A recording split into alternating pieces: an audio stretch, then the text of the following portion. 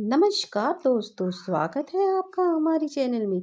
आज आपके समक्ष भगवान श्री कृष्ण अपने माथे पर मोर क्यों धारण करते हैं, इसकी पौराणिक कथा आपके समक्ष प्रस्तुत कर रही हूँ।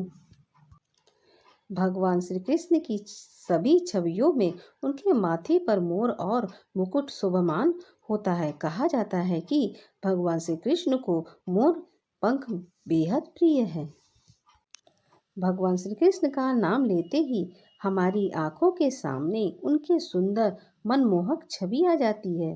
भगवान श्री कृष्ण की सभी छवियों में उनके माथे पर मोर और मुकुट शोभमान होता है। कहा जाता है कि भगवान श्री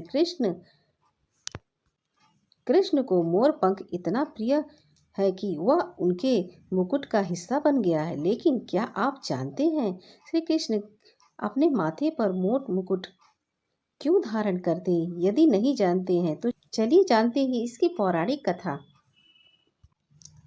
भगवान श्री कृष्ण अपने मस्तक पर क्यों धारण करते हैं मोर मुकुट? पौराणिक मान्यता के अनुसार वनवास के दौरान माँ सीता को जोर से प्यास लगी। श्री राम वहीं मौजूद थे। उन्होंने चारों ओर देखा लेकिन उन्हें दूर दूर तक पानी नहीं नजर आई। ऐसा इसलिए क्योंकि चारों तरफ सिर्फ जंगल ही जंगल था। इसके बाद उन्होंने प्रकृति से प्रार्थना की, हे देव, आसपास जहाँ भी पानी हो वह जाने का मार्ग बताइए। जिसके बाद वहाँ एक मयूर का आगमन होता है। उसने श्री राम को जल प्राप्ति का मार्ग बतलाया।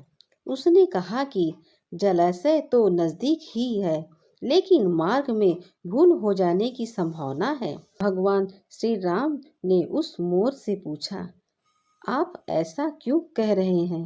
तब मोर ने उत्तर दिया कि वह उड़ता हुआ जाए और उस क्रम में वह अपने पंख को बिखेरता हुआ जाएगा, जिसके सहारे भगवान श्री राम जलाशय तक पहुंच जाएंगे।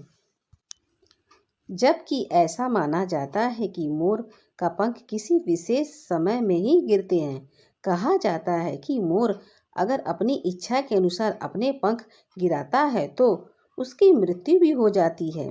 भगवान श्री राम का मार्ग दिखाने वाले मोर के साथ ही ऐसा ही हुआ। मोर जब अंतिम अवस्था में था तो उसने मन ही मन में सोचने लगा कि जो इस संसार का प्यास बुझाता है, ऐसे प्रभु का प्यास बुझाने का सौभाग्य प्राप्त हुआ है, सो उसकी जीवन धन्य हो जाएगी। उसकी इच्छा बाकी नहीं रही। इसके बाद भगवान श्री राम ने उस मोर से कहा कि तुमने पंख बिखेर कर अपने जीवन का त्याग कर मुझ पर जो ऋण चढ़ाया है, मैं इस ऋण को अगले जन्म में जरूर चुकाऊंगा। मान्यता है कि जब श्री राम ने अगले जन्म में कृष्ण का अवतार लिया तो अपने सिर पर मयूर पंख धारण किया। इस प्रकार भगवान श्री राम ने मोर का ऋण चुकाया। अगर मेरी वीडियो आपको अच्छी लगी तो हमारे चैनल को सब्सक्राइब करें।